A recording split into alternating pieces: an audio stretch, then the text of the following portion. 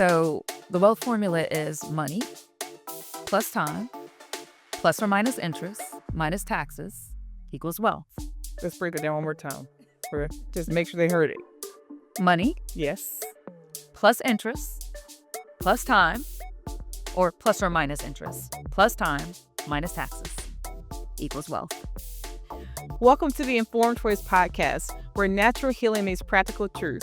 I'm Annie, the Naija Goddess, and this is where we simplify holistic wellness so you can stop guessing and start healing. Today's guest is someone who helps people in one of the most overlooked areas of their lives, their finances. Venus L. Moore is a seasoned CPA and a wealth strategist who has spent over 2 decades guiding clients through some of the most financially stressful moments of their lives.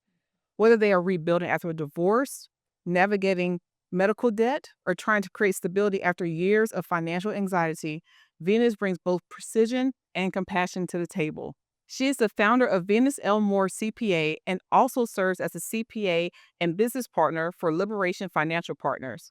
In both roles, she provides tax planning, retirement strategies, and wealth protection solutions to individuals, families, and business owners who want clarity and confidence when it comes to their money.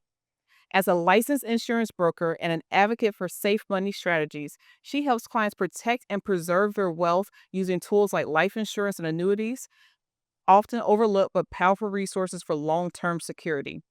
Venus holds a bachelor's degree in accounting and a master's of business administration.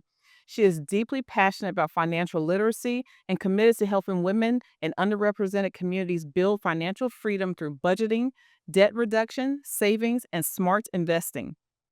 Her mission is to help others gain confidence in their finances and create long-term stability for themselves and their families.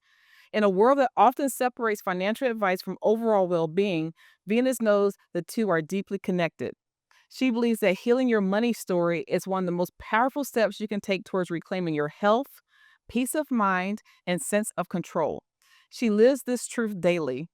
As a woman of faith, a proud matriarch of a blended family of 7 adult children and 3 grandchildren, and someone who understands firsthand that money is emotional and healing is holistic.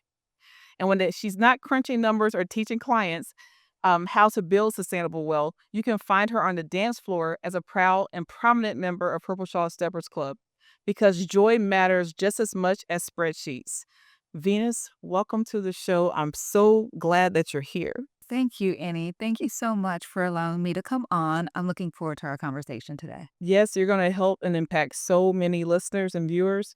So with that, we're going to go ahead and dive in, okay? Sounds good.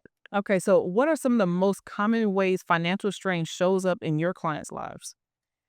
So oftentimes I see the financial strain in the course of preparing someone's tax return. And a lot of times when individuals come in, I notice the strain because the first question they ask is, can we file an extension?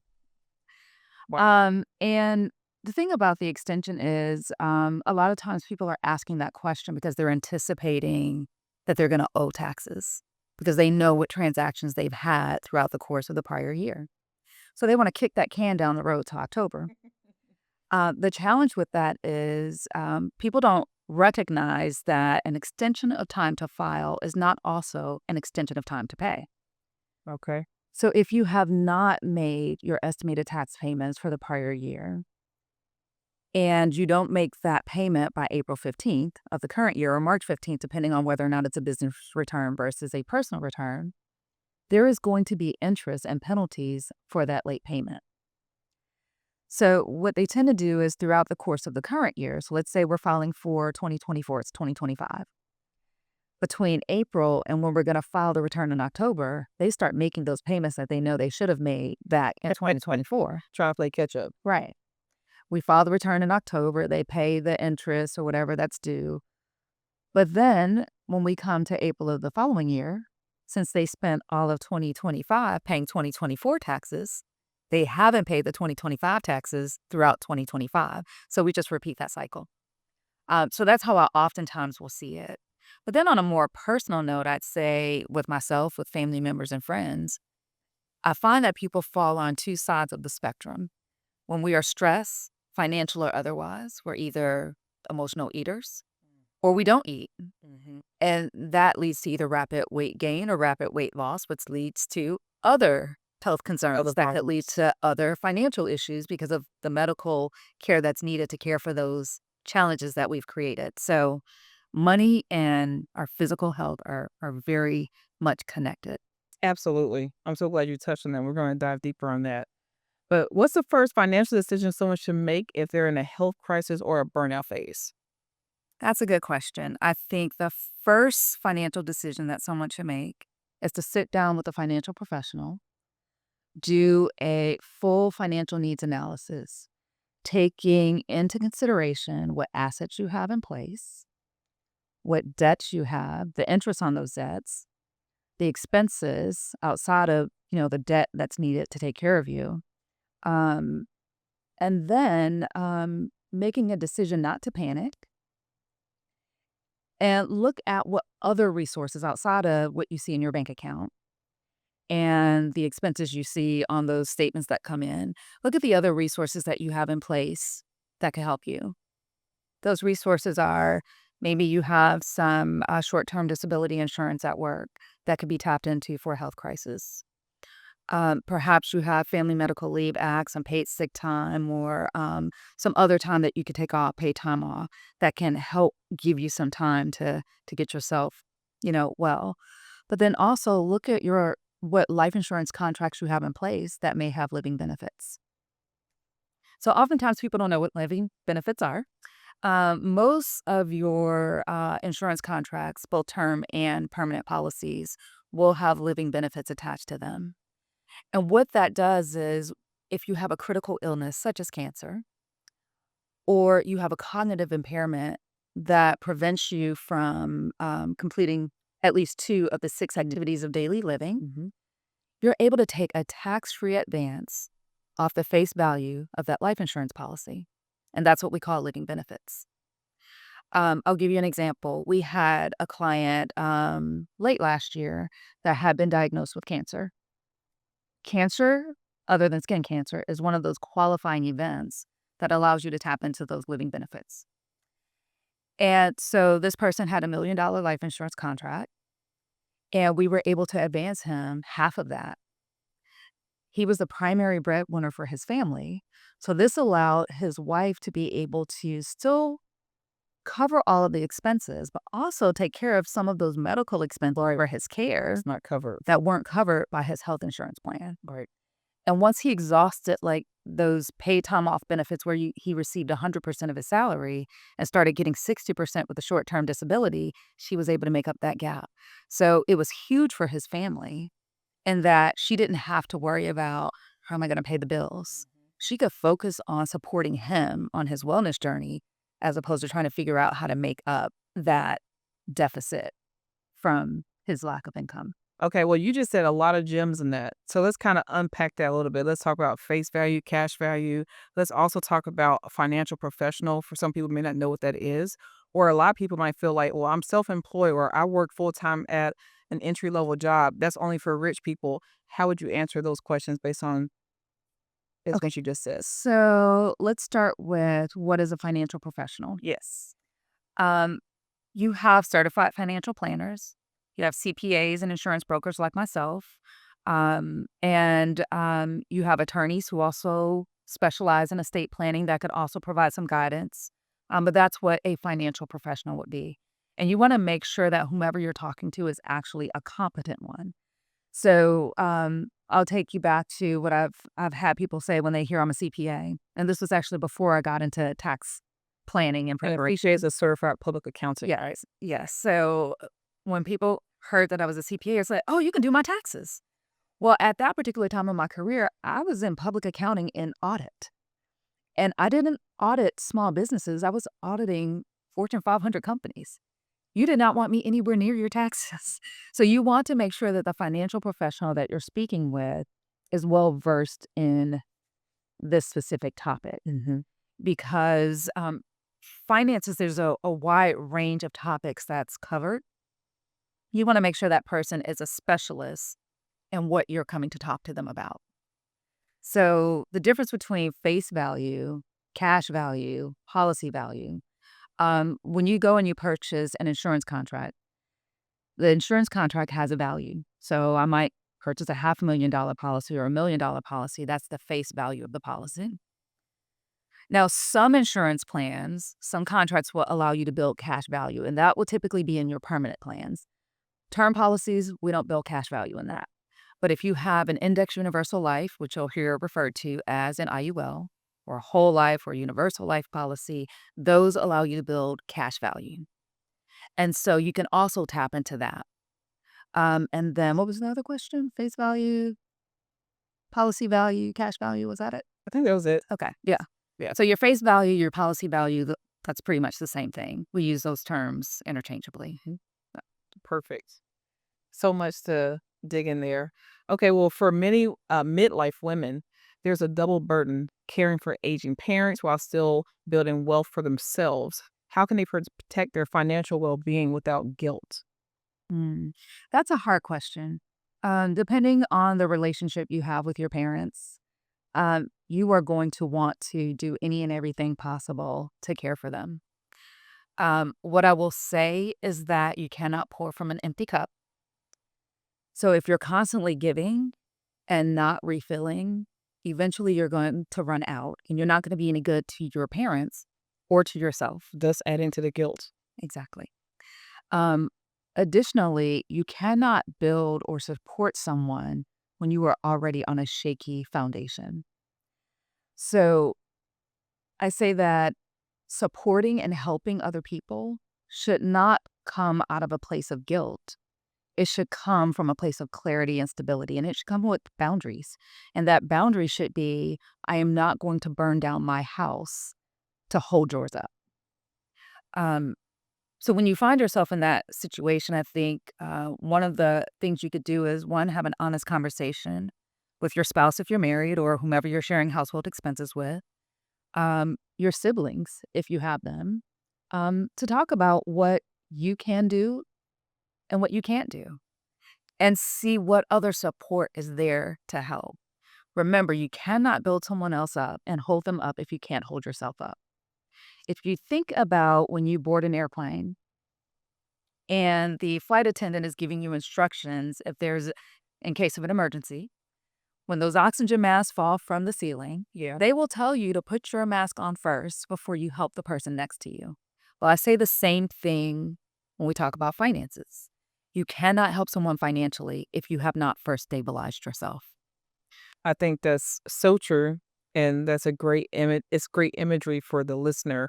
But I believe some people will say, well, what if I'm already in financial distress and then my mother or my husband falls ill and they didn't have their stuff together and I don't know what else to do. I was just thrown into this. Or I'm a single mother or I don't have any siblings and it's just me and I don't have to give, but I want to make sure that they can support themselves in some kind of way, and I can help in any kind of way. What would you say to them when they I feel would like say they're the in, like, same thing. they're crumbling, they're falling? I would say the same thing. One, don't panic.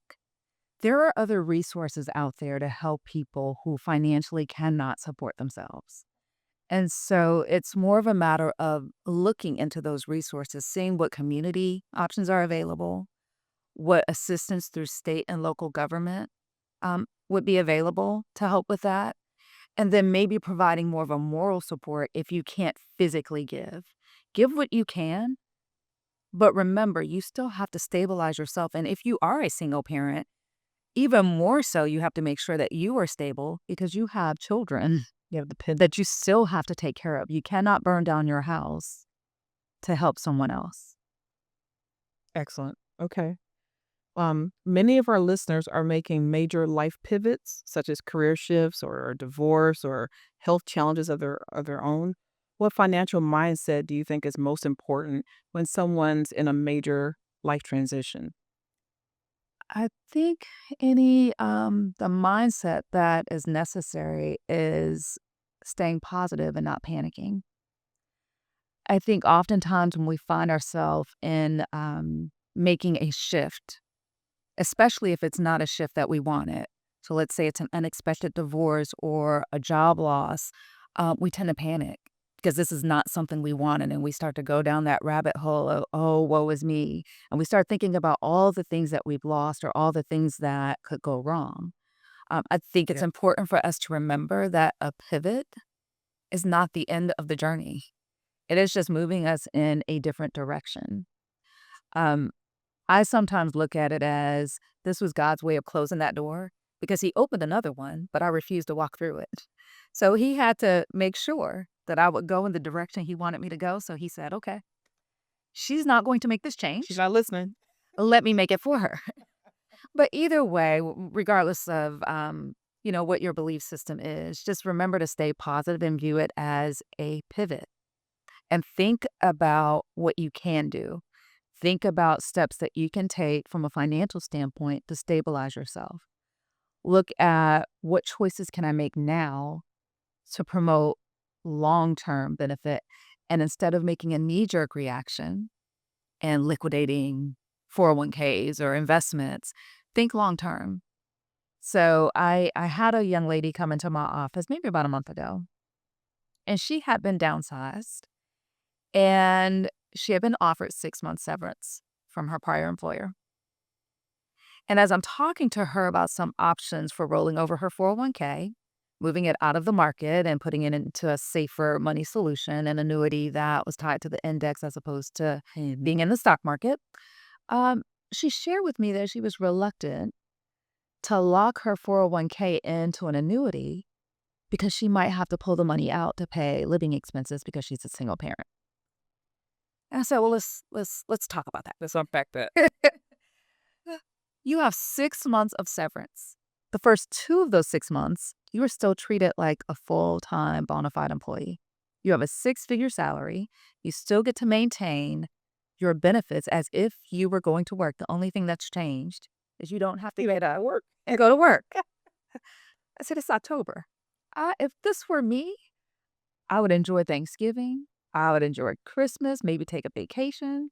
And then come January 1, I would start looking for some temporary contract work because I still get my severance, even if I'm working. She will get that severance for a full 6 months. So instead of panicking, look at what you have, not what you've lost, and then make a plan for long-term stability. And what did she decide? Well, I think she's still She still panicked. she's still panicked. What I will say is this particular client has not pulled her 401k out, which I'm very happy about that. She's still exploring her options. Okay. Yes. So that's why these conversations are important. It's very important. It's very important. And I think making a decision on what to do from a place of clarity and calmness, far better than making that knee-jerk reaction, because what happens when you pull money out of those tax-deferred plans, especially when you pull them out early, because she's 35. So if I pull it out now at the age of 35, not only would it have pushed her into a different tax bracket, it would also generate a penalty for pulling it out early. So you have to be careful when you're making those decisions because you may do something and create, kind of a reprieve right now. Mm-hmm. But come April, we've got another problem. It's totally temporary. Right. Not thinking about, The long-term effect. especially with children. Yes. Okay. Well, how do we shift the conversation from surviving to building, especially for communities that have historically haven't had access to generational wealth? I think it's twofold. Okay. I think we shift it by first educating and exposing. When you have grown up in a place where you didn't have enough and you're currently living check to check and that's your default. Survival is your default. I just have to make it until I get some more money. I need to make it until the bills are due next month.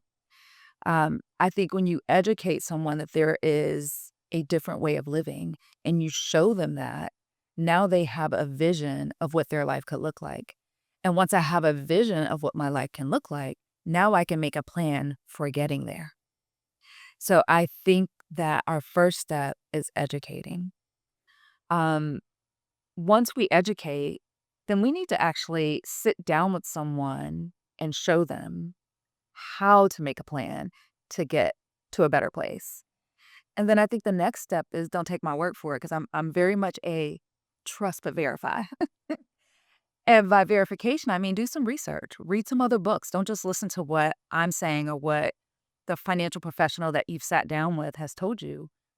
Read up on it yourself. There are several publications that I think you can take a look at to get some ideas. So one of my favorite, I think the author's last name is Stoddard, David Stoddard, I believe. It's called The Financial Pocket Knife. Yeah. And it talks about the index universal life policies. It talks about the features that are available, the benefits, and just all the things that you gain by opening up one of those and things you can do with it, with retirement, with building an education fund for your children. So that's one of my favorites. I think it's Patrick Kelly's Money, Wealth, and or no, that's the Tax-Free Retirement is Yeah. Kelly. And Doing I other don't classes. remember the author of Money, Wealth, and Life Insurance, but that's also a good one to read about. Okay. Um, but I say education, exposure, and then verify. Don't just listen to what people are telling you, verify it. Excellent. What does wealth building actually look like when you're starting in midlife from a perceived deficit? Um, I think one, it starts with stabilizing. It starts with having an honest conversation about where you are. So take a look at what money you have coming in and where your money is going. Um, and then I think it's a matter of understanding what the wealth formula is. So the wealth formula is money plus time plus or minus interest minus taxes equals wealth. Let's break it down one more time. For just make sure they heard it. Money Yes. plus interest plus time, or plus or minus interest plus time minus taxes equals wealth. And there are some products out there, some solutions out there that you can eliminate the whole tax piece. So then it's money plus time plus or minus interest equals wealth. So once you understand that, then you can start making some decisions, some small changes, not completely eliminating things, but making small changes to move you from where you are to where you want to be. And for people who are starting out late, I mean, the formula is the same for everyone. Right. But for people starting out late, the only thing I will say is you just need to be more strategic because you need to figure out a way to compress time because you don't have as much time. So at my age, which we're not going to share, versus my son's age, he has way more time to build than I have. So he can put $100 or $200 a month away. But for someone like me, I might need to double that because I don't have as much time to grow my resources. So that's what I would say. Um, but then I would also say, look at your spending. Where are some places that not necessarily you have to eliminate, but where can you make some small changes so that you can redirect those funds to make some small incremental changes now that will have a longer lasting So benefit? identify those spending culprits. Right, right. It's funny because when I meet with folks, a lot of times I hear I can't afford life insurance. I can't afford to save. I can't afford to invest. And we've just finished talking about your day at the spa, your mani-pedi. Yeah. You've just gotten, your hair done. And I'm thinking, I know how much those things cost. Right. So if I can spend $100 to get my nails done every couple weeks, and that's just fingernails, that's not even talking a pedicure. Look, I don't know Am I about that. am I really saying that I cannot save for my family's future? Is that what I'm really saying? I think it's about prioritizing. So where are my priorities? What's important to me? And can I just make some small changes? So maybe I don't go every other week. Maybe I go once a month. Yeah, Or because maybe I I go meet once a every lot 3 of weeks. people that think that that is a necessity, Necessity. not a luxury or something like that. Like you Right. can do it yourself even if it's Yes, you important. can. Yeah. You can. It's about identifying what's important to you and prioritizing those things that have lasting benefits. In 3 weeks, these will need to be redone. And I will have to spend that money all over again. And these don't. And for our listeners, I'm a former professional cellist, so we just did not. The thought of even having anything on my nails, I just can't even conceive of it. It's been growing on me. I started this when I got engaged because everyone wanted to see my ring, and it was like I'm trying to hide my fingers. But I will say that I'm never one to shame someone for their version of self care because I do think that's very necessary. Like, I'm not saying don't do your self care. I'm just saying maybe prioritize your financial wellness and make some small shifts so that you can do both. that makes sense. Okay, well, can you talk about the role of insurance, wills, financial planning, and overall wellness? So many people avoid it until it's far too late.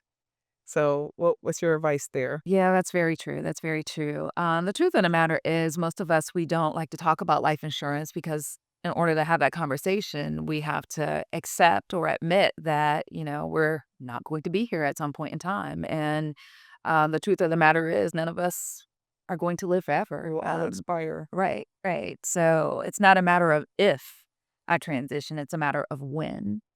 And when I transitioned, what legacy do I want to leave for my children? I will say that insurance is one of the most important things you can give to your family that transfers to them tax free, that will give them long term financial stability. And let me ask you a question. If I come to you and I have $100 bill and I say, "Hey, Annie, I need some change." And all you have is a $20 bill. You're like, "Hey, I'm sorry. All I have is $20." And if I said to you, "Okay, well, I'll give you my 100 if you let me have that $20 bill." Would you not? Would you not accept that? Yeah. Yeah. 100% of the time you'd accept that. Um, well, that's what you're doing when you buy life insurance.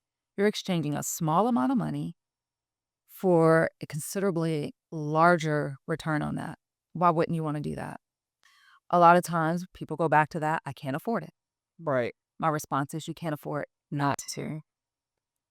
I have, an acquaintance that, I've been kinda talking to her about, what she can put in place for her children. She's a single parent, and her husband passed away about 5 years ago, due to complications with diabetes. And when he originally got sick, he had life insurance, but his life insurance was a term policy through his employer. Well, as he got sicker, he ended up not being able to maintain that job. So after short-term disability ran out, Family Medical Leave Act, he wasn't able to maintain those insurance payments because most people don't understand, depending on your employer and those benefits, Family Medical Leave Act just allows you to come back to your job after you've taken that year off, and sometimes that's unpaid depending on what you have. Right. Well, he didn't have the money to maintain the insurance payments, therefore the insurance went away. So when he When he needed it eventually the most. right. So when he eventually passed away, there was nothing left for his family. If he had had a policy in place that was more permanent, his family would have been in a much better place. So I say, regardless of your income level, regardless of your age, you cannot afford not to have insurance. It's extremely important. Additionally, when we talk about estate planning and wills and trusts and those things, it's extremely important for you to have your wishes in writing. Um, Having a healthcare power of attorney and a living will allows you to dictate what you want done if you're in a position where you can't make those decisions yourself. Mhm. I know I shared with you last year when my sister fell ill. Um, and I'll make this short because it's a lot that went into that. She'd never been married, did not have any children. Both of our parents had passed away, so there was just myself and our two brothers left. Well, the hospital would allow us to make decisions about her care as her next of kin. But once we got to a place where they stabilized her, it was time for us to figure out where she was going. Well, she had a medical insurance policy that covered 90 days in a short-term rehabilitation facility, but after that, she would need to go somewhere else. Now, my And the days sister goes by very right, it fast. does, it does. She was 45 years old, uh, and her insurance was very limited in the places that they would allow us to take her. Add to that her age. She's in the state of or was in the state of Florida, and a lot of those facilities had age restrictions.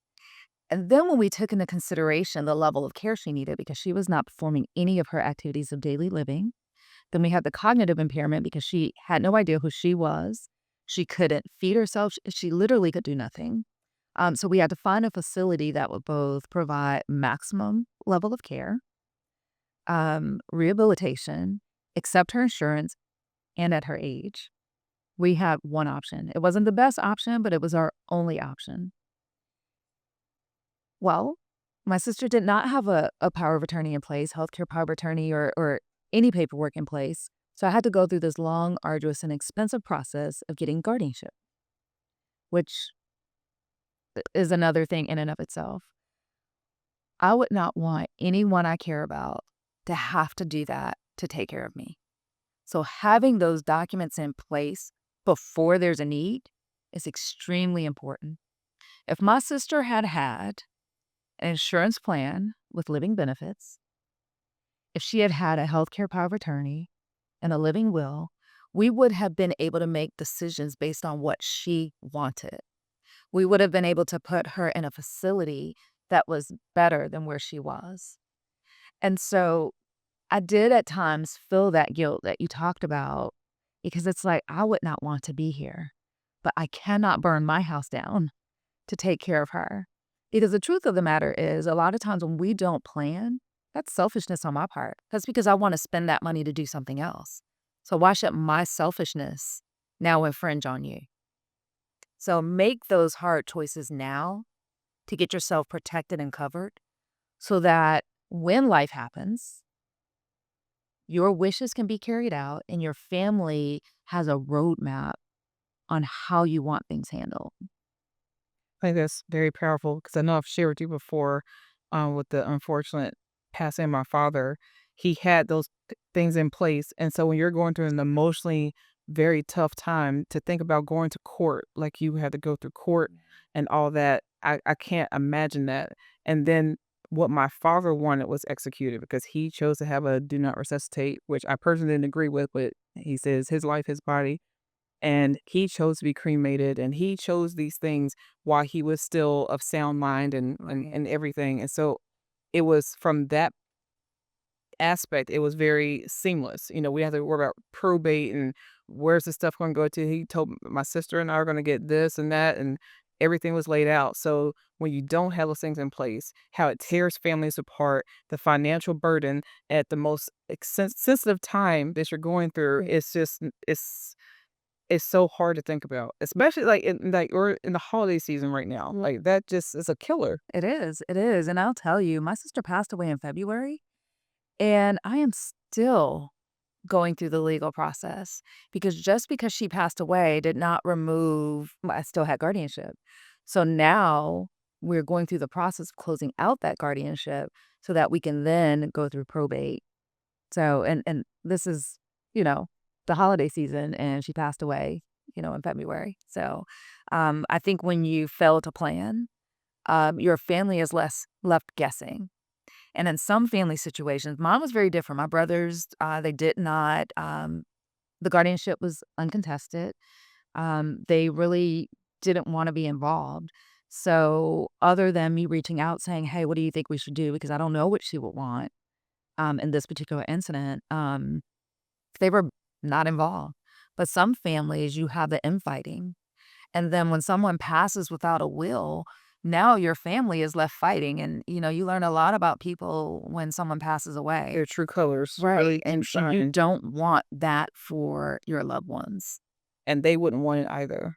Absolutely not. Yeah, that's thank you for sharing that. Yeah. Okay, well, what are three things every woman specifically should have in place for financial protection no matter her income level?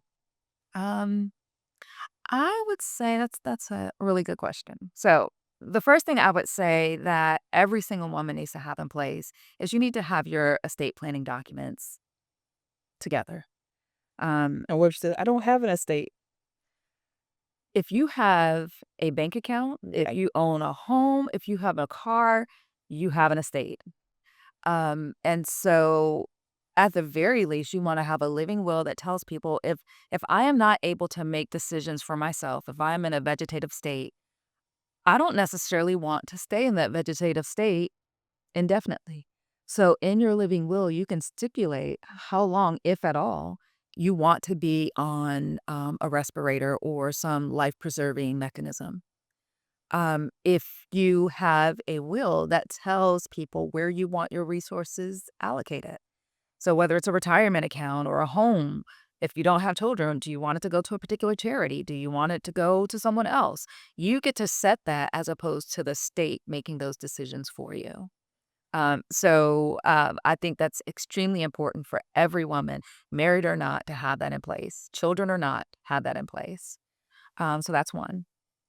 The second thing I would say that you want to make sure you have in place is you want to make sure you have your insurance policies in place so that if something happens to you, you have a plan with living benefits, such as what we talked about before, that can be drawn on to make sure that your expenses are carried out, your expenses are taken care of, and your medical expenses that aren't covered by your insurance can also be covered.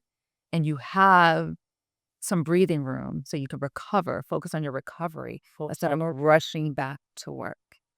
And then the last thing I would say that you wanna make sure you have in place is a budget, a budget for long-term financial stability.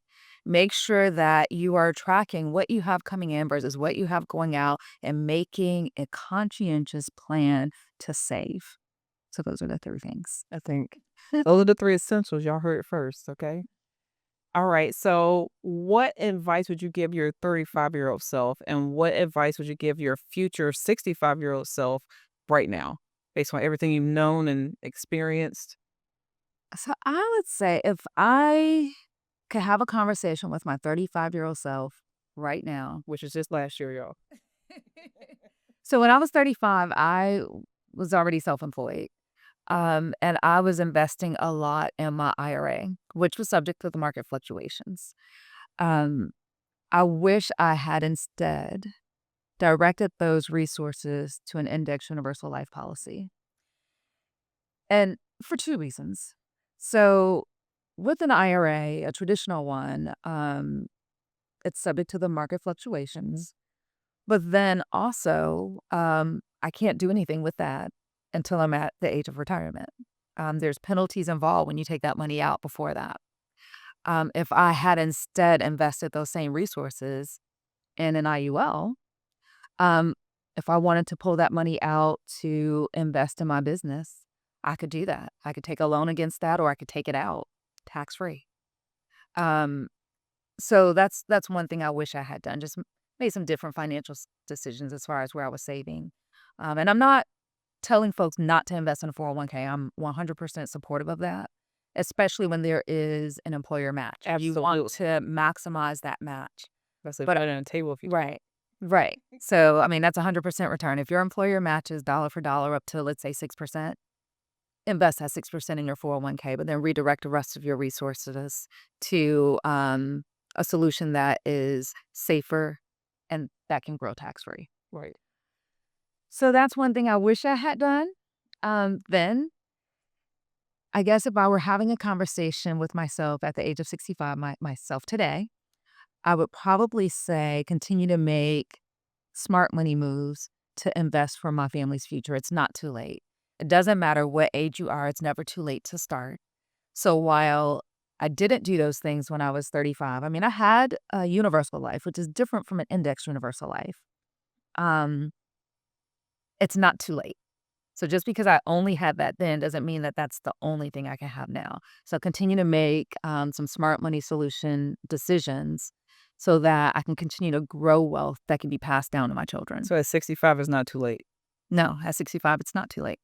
So I think that's good for people to hear and know. Okay. What are um some money myths that you love to retire for good?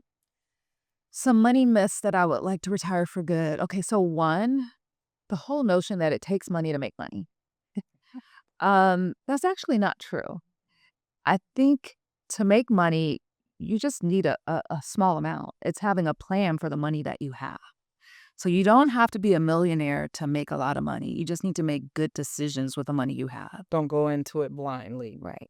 Right. So if let's say I just make $50,000 a year, I just need to spend less than that and make sure I invest a good portion and pay myself first. It's like taxes come out of your income before you get it for the majority of Americans who are working a traditional job. You don't get to choose whether or not the taxes come out. They take it out before you see your money. So I think when we make room for saving for ourselves and investing in our future, that makes a huge difference. So that's money myth number one. Let's see, what's another one? I don't like the notion of buy term and invest the difference. So I'm not going to say who the person is because I actually like a lot of their program for debt reduction and using the snowball method to pay things off. I'm a huge fan of that. Mhm. I'm a huge fan of budgeting and putting money in certain buckets and only spending what's in that bucket.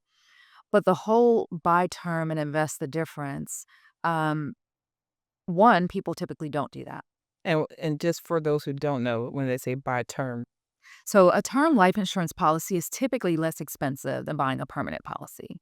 So, when I sit down with a client, I'll do a mix depending on what their needs are. Once we sit down and do the financial needs analysis, I'll do a mix between both a term and a permanent policy. And I don't think we have time to really go into the details of why.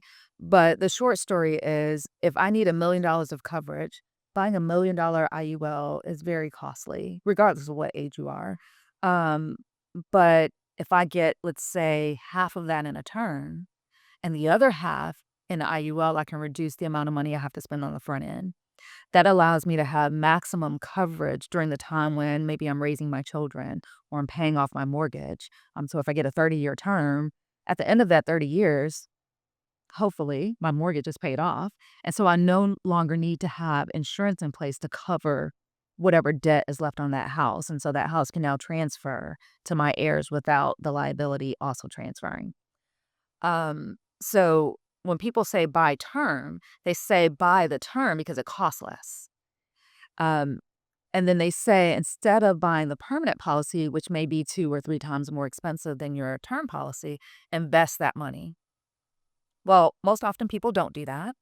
But then when I invest that money, depending on how I invest it, I could put it in the stock market where if the market crashes tomorrow, I've lost all of it. So I'm more of a diversify. And yes, buy term, but also buy a permanent policy because the odds are if you buy your insurance plan at the age of, let's say, 25 and you get a 30-year term policy, at the age of 55, what are the odds of you already having passed away? So that plan is going to go away and you still have hopefully 30, 40, 50 more good years ahead of you, but you have no insurance coverage. So I don't like that notion of telling people to buy term and invest the difference because most people don't invest it. And if they do invest it, it's typically at a riskier level. So I'm more of a fan of diversifying. So yes, play around in the stock market. I am one that I will tell you don't play around with money that you cannot afford to lose. Yeah. It's kind of like loaning money. I learned that lesson from my dad. Do not loan money that you cannot afford to give away. Because if someone is borrowing money from you right now, that means they don't have it. Have it. And so what makes you think that in 2 weeks, when they said they're gonna give it back to you, that they're actually going to have it? So don't loan money you can't afford to give away. Don't invest money you can't afford to lose. Excellent. Yeah, excellent. All right. Well, many of us were raised to fear debt or to see wealth as greedy. How do we rewire those beliefs without swinging into like delusion? So I think that's a very true statement, especially for those of us who were raised with strong moral or religious feelings about money. We're taught that money is the root of all evil and it's greedy. But I guess if we really look at what money is a tool. Absolutely. Money is actually morally neutral. I think money just amplifies the character that is inside of us.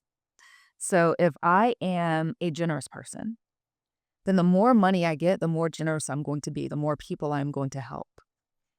If I am one who is very fearful, the more money I get, the more I'm going to be afraid that I'm not going to have enough or I'm going to lose it or something's going to happen. Yeah. So it just amplifies that. And if I'm greedy, the more money I get, the more I want, the more stuff I go buy. So I think that's one. I think two, when you look at money as more of a resource and you see it as a generosity, as more of stewardship, and you use your character as a safeguard, you start reframing money and having wealth from being something that is wrong to more of a responsibility. So It's perfect. that's how I would say we reframe it. I think that's fantastic. How do you help clients navigate um, past shame or embarrassment from their financial mistakes? Um, so one, I say that you're not in a position that is unique. A lot of us, even those of us we're educated in the realm of finances, have made some less than wise decisions. So I'll say that. So first, recognize that you're not unique. But also learn I mean, from like, you're those. not alone in this Right. per It's se. You might not by feel any stretch of the like you're the first imagination. person in the world to have ever done that, Right. and you're not. And I also don't think it matters how much money you have or don't have, because I know people who are on both sides, have a lot, but not really, because they haven't made good decisions with what they were blessed with. And then I have other clients who make relatively modest income, but they've managed to do so much with that because it's about spending less than what you make and then making smart decisions on how you save and invest what you don't spend so that you can maximize your resources. So I'd say don't feel like you are in a boat by yourself. You're not alone. I see it every day. I've had people come in and they'll say, I'm really embarrassed for you to do my financial needs analysis. It's like, don't be, because I promise you, you're not the first person to be in this situation. But then learn from those challenges and make a decision to do something different. There's a saying that if you want to know what the next 10 years of your life is going to look like, look at the past 10 um, without making any changes. So if you want tomorrow to look different than yesterday, make some changes. That's excellent. So for a financial needs analysis, someone wants to do that, they might think it's something that's very expensive. What do you have to say to that? Um, well, I mean, sometimes it can be. It depends on who you go and you sit down with. I will tell you, if you came in and sat down with us in our office, we actually do that complimentary. Part of it is because I feel very passionate about educating. I shared with you about my sister. That is actually why I expanded my practice to encompass this. I used to talk to people about it, and then I would send them down the road to Liberation Financial Partners. But earlier this year, after going through what I went through with my sister, I said, people need to hear this. And so we don't charge you to come in to have a financial needs analysis done, because I honestly believe that what you hear, you'll be inspired to make some changes. And from that, I get to help you, and then you get to help other people with that same information. Because for me, it's all about education and doing something different than what you've always done. I think that's beautiful. So it's accessible, especially if you're in the Charlotte metro area. Do you do it through teleconnect as well, or We'll is it do it better? over Zoom, and you don't actually have to be in Charlotte. We have colleagues, we have financial planners all over the country, so you don't have to be in Charlotte to access the resources that we have available. They could reach out to us via our website or give us a call. We're more than happy to sit down and have a conversation with them, whether it's over Zoom, Skype. Do we still Skype? FaceTime. I actually haven't used Skype in a number of years, but Zoom, FaceTime, I use Google Meets, or All the we can things. come out to you, you can come into us, whichever is convenient. Okay. All right. If you could help every listener just make one more informed choice this week, what would that be? Um, I would say have a conversation with a financial professional. Go in, have that needs analysis done. Even if you decide you're not going to do anything with it right now, maybe you're in a position that is so dire that you can't do anything with it right now. But you can at least get the information you need. You arm yourself with the knowledge you need so that you can start making steps to get to a better place. So that's what I would say. That's beautiful. Well, you have been a wealth of information today. So how can listeners and viewers reach out to you and contact you and anything you'd like to promote? Okay. So you can, schedule an appointment with us. Either visit my website, venusselmore.com or liberationfinancialpartners.com. You can access us via either website. So feel free to visit us there. Right now, we are doing a promotion. We're trying to help 100 families over the course of the next 90 days. So if you know someone or if you can benefit from that, come in and let us sit down and have that conversation with you. Now, as a result of referring people to us, for every single person that chooses to do business with us, we will make a financial contribution to the charity that you choose. So you decide whether it's a religious organization, a community-based organization, whatever it is, veteran organization, you let us know what's important to you and we'll make a financial contribution to that organization on your behalf as our way of saying thank you. That's Yeah. really awesome. Okay. Yeah. All right. And are you on social media as well? I should be. I am on LinkedIn. Okay. So you can find me on LinkedIn. I have been told that I need to get an Instagram. Maybe it might be a good idea. Might be. So maybe I'll do that for the new year. Okay. You heard it first here. So now you have to hold me accountable. Okay. So if come January 1, you don't see an Instagram, I'll be looking for it and I'll be calling you. hold me accountable. Okay.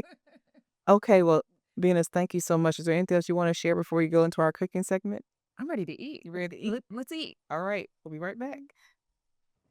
Okay, we are back. This is for our cooking segment, but before we hop into that, we're going to start with our herbal spotlight, which is bay leaf, which I thought would be very applicable for today because it's always associated with wealth and abundance.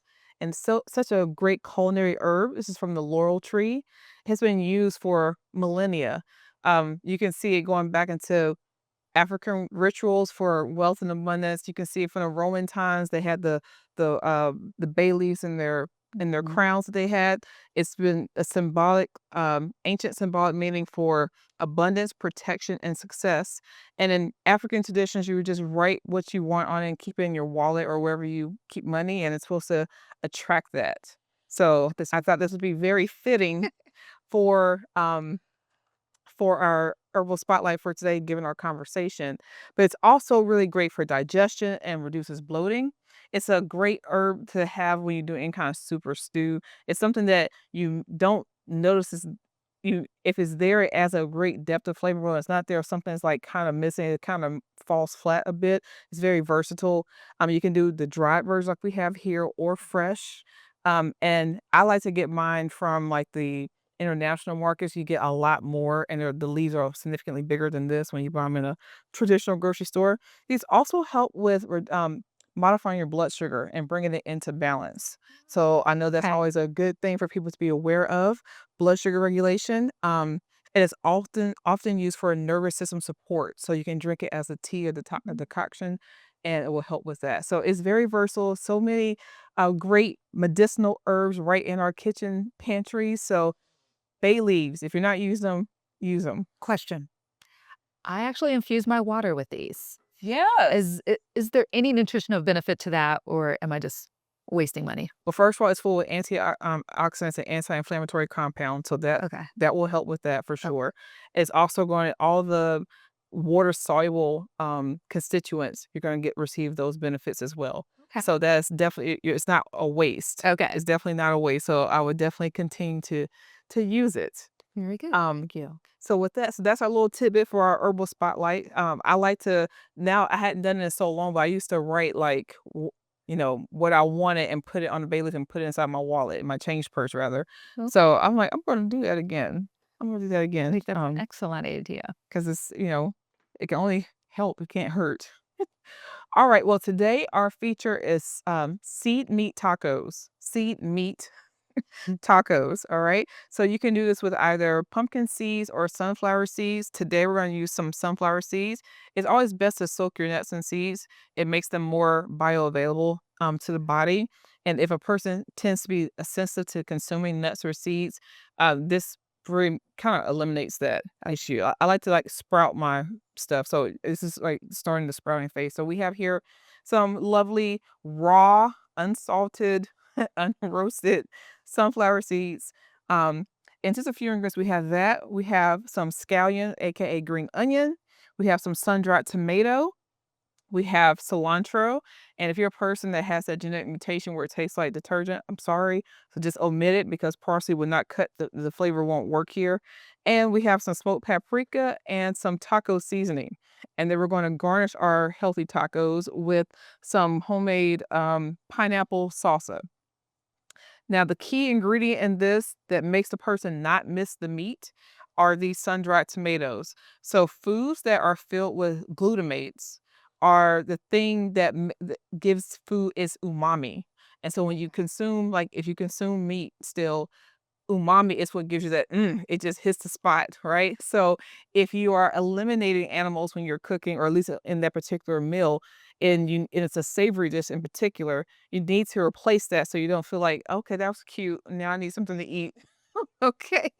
And so foods like sun-dried tomatoes, tomato paste, mushrooms, dried mushrooms in particular, any kind of fermented food, so like a kimchi or anything like that, a soy sauce, a miso paste, and anything from the sea, so like those sea flakes or um, wakame or whatever, those things are really, really high in glutamates. Secondarily are like your legumes and things that also have enough, not as much as this, but still have glutamate. So that's why we have this here. So it's not just for flavor, but it's also to add that umami punch. So I'm going to do, and stop talking so much. Gonna just add this to a food processor. And yes, I would suggest you need a food processor for this. Put it in a blender will change its texture, even though you can do it. It's just not, it's not ideal. So we're gonna start off with that. It's very, very easy. We're gonna add our scallions.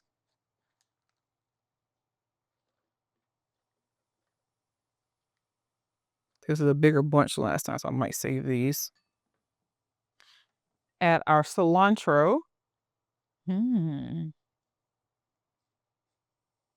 Now, cilantro, do you know what is really, really, really good for, What? Venus? No, what? So cilantro is one of these things that binds to heavy metals in the body and eliminates them. So just put a little sprig of cilantro, someone doesn't cut it, but eating a significant amount of cilantro like this, especially on a regular basis, will help you eliminate those toxins out the body. It is known as it just binds to heavy metal. So every time I think of cilantro, I think of get those things out my body. All Okay. right. Okay. Good to So know. you always want to associate clean foods with something positive. And then we have here some taco seasoning. Now you can totally make your own, okay? But if you're going to buy a good quality one that has clean ingredients, because all the ingredients you should be able to go and buy in the grocery store itself. It shouldn't have all these chemical names. So as you can see here, what are our ingredients? We have some red chili pepper, Some some sea salt. You have some ground dates, some tomatoes, garlic, nutritional yeast, some cumin, onions, and what is that? cassava flour, cream of tartar, black pepper, and parsley. Yeah, see, I don't have my reading glasses on. Oh. Put you on the spot. Yeah, so I was like, oh, But very clean ingredients. So you don't have any fillers in here. You don't have any dextrose or maltodextrin in here.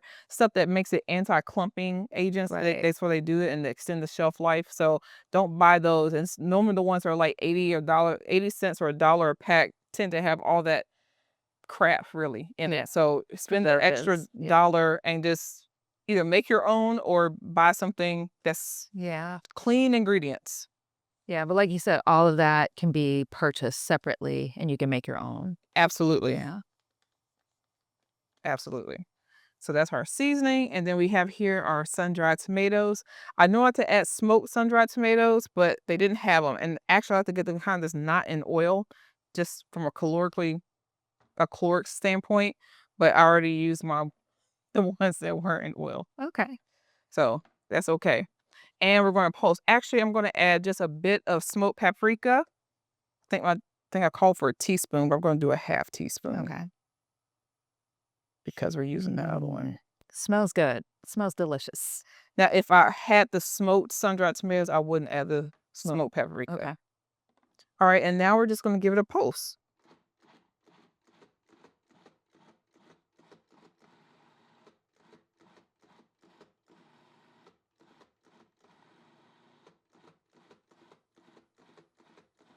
Just making sure everything's blended, Mm-hmm. but not overly blended, just so it's still, of course, like, oh, that smells so good.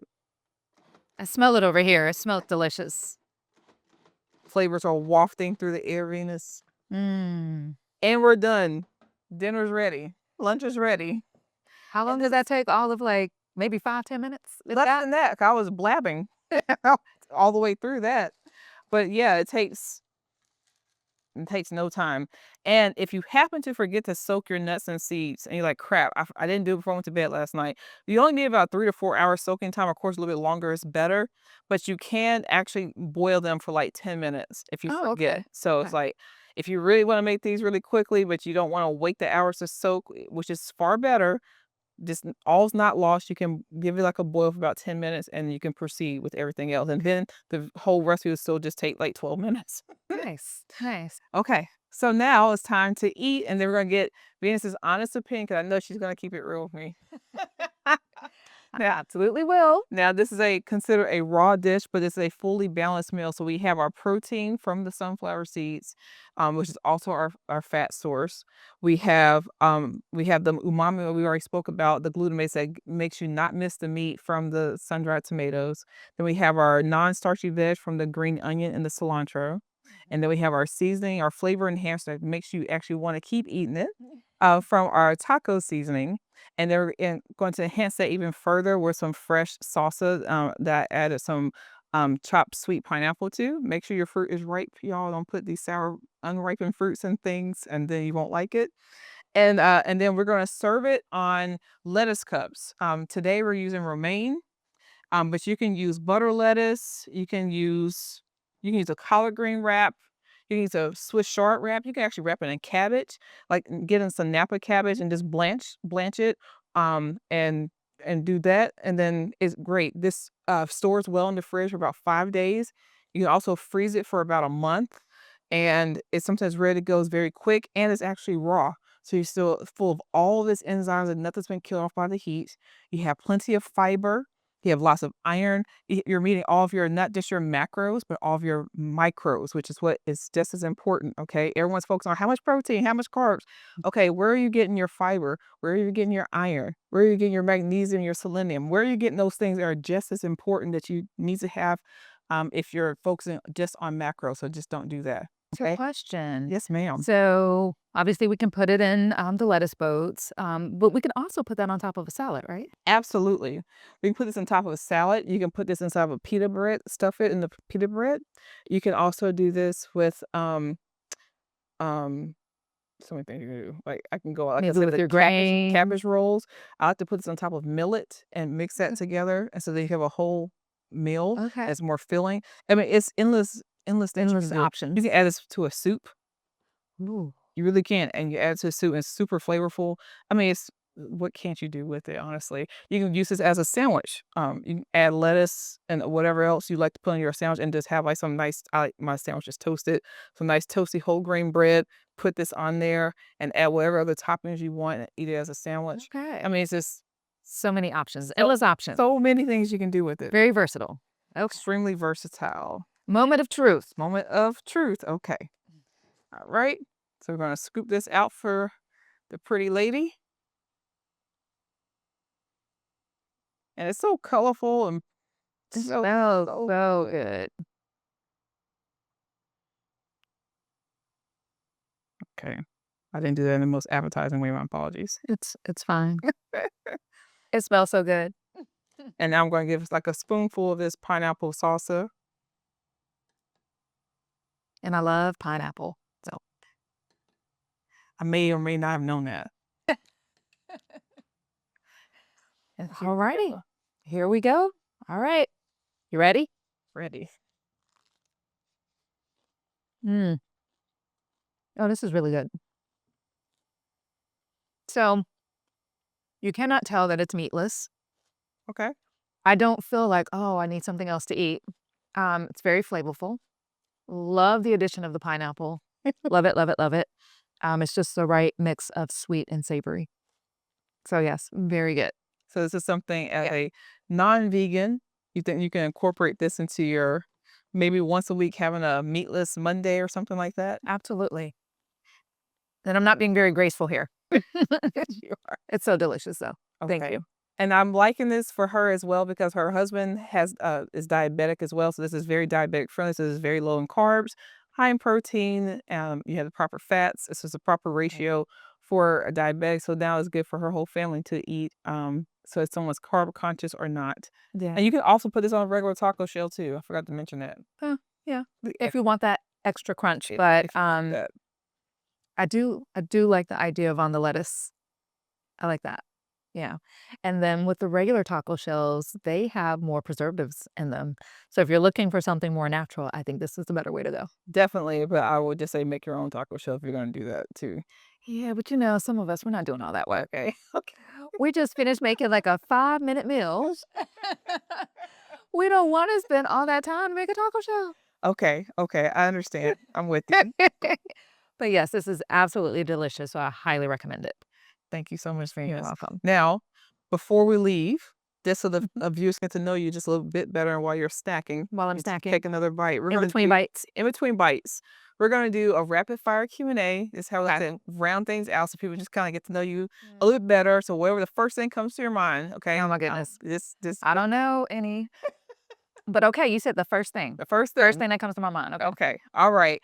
What's one money habit you refuse to give up no matter what the gurus say? Oh, that's an easy one. Okay. Shopping with cash. Shopping with cash. So, um, it's funny when I go to the store and I'm pulling out my money and it's like, oh, what was the cents on that? Oh, let me see if I have 37 cents.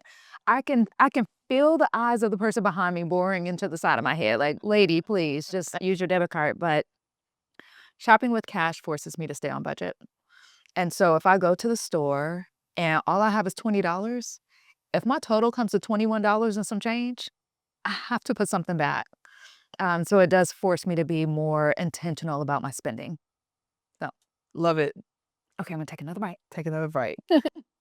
What is something inexpensive that brings you peace or joy?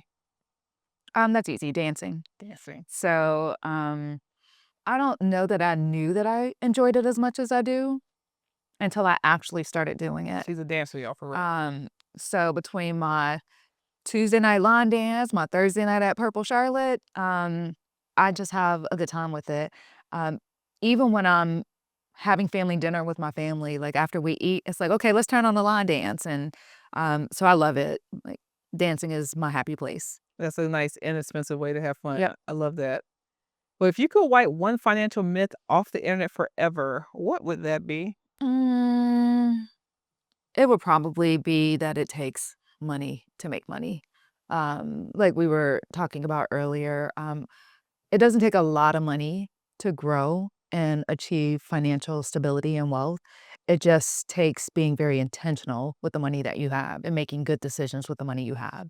So you don't have to be wealthy to start making some positive steps towards a better tomorrow. So I'm going to take another bite. Take another bite. What's your favorite go-to meal when you're busy but need to eat well outside of these lovely sea meat tacos? Um, Probably my most frequently cooked meal is salmon with sauteed broccoli.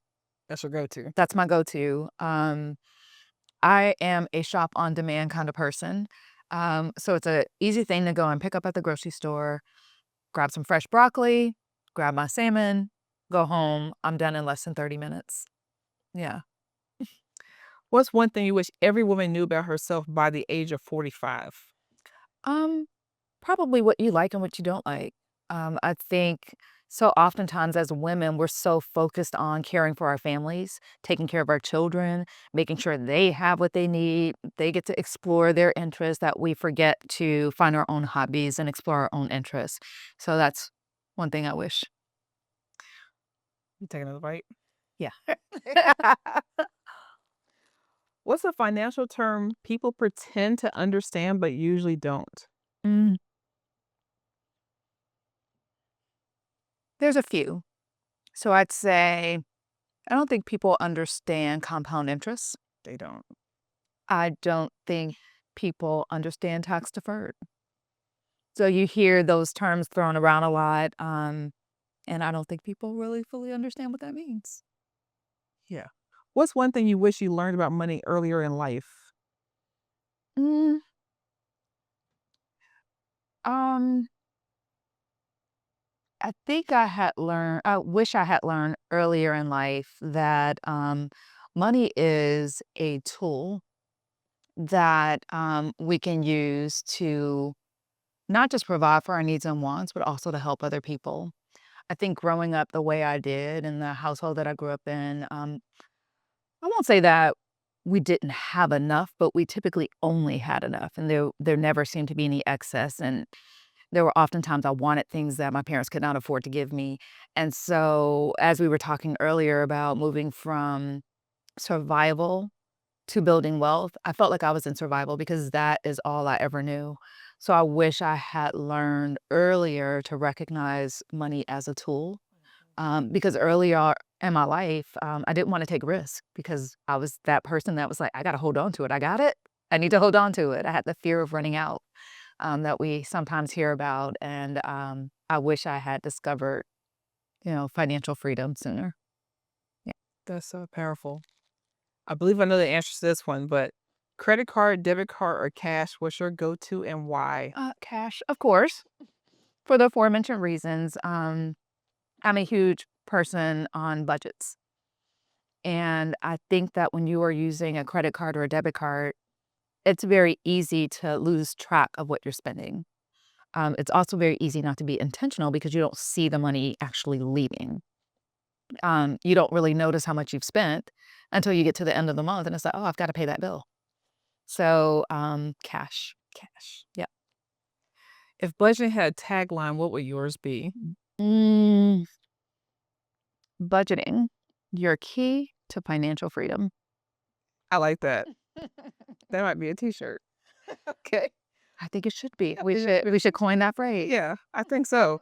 By Venus L. Moore, you heard it. You heard it here. Okay, and then what's your favorite way to celebrate a financial win, big or small? Mm, so I like to travel. So if it's a big financial win, I'd prefer to take a nice trip. Not necessarily break the bank so that I now need to go and replenish, but I try to budget and set aside for special trips. And so if there is a success, I'll typically add a little something to the trip to make it a little more special, maybe a Zhuzh first it up a class bit. flight or, something to make it, a little more fun. For small wins, probably going to get a massage. Yeah. Self-care, wellness. Self-care, Yeah. self-care wellness. Well, that is fantastic. Well, Venus, thank you so much for being on the Informed Choice podcast today. You've been a wealth of information. I believe the viewers and listeners are going to really appreciate the advice, the sage advice you've given them. I hope you all reach out to her.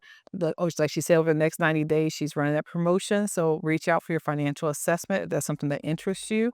We'll have all her information linked below. And until next time, heal naturally, live vibrantly.